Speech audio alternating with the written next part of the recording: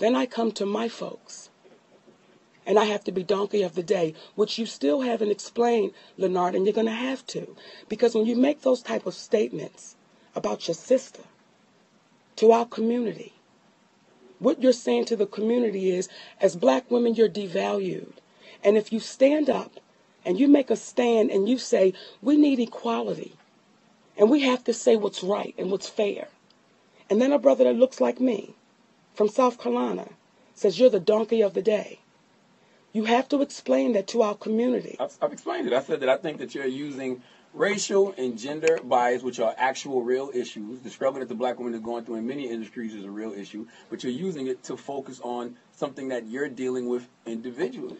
Leonard, did you just see Viola Davis come out and say pay her equally? Did you just hear that? Absolutely. So when you have us saying the same thing, we're saying pay. Oh, Monique, this is an isolated situation. Well, then what that says is you don't know the history of this business that you're in. And you sit behind this microphone and you try to be the guru of black culture. I'm going to need you to know the history of us before you begin to label us. And once you know the history, you know I'm not saying anything.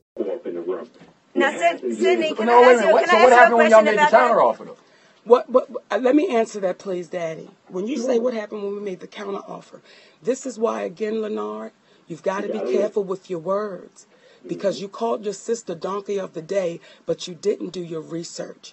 And you pulled that poison out into our community without fully doing your research.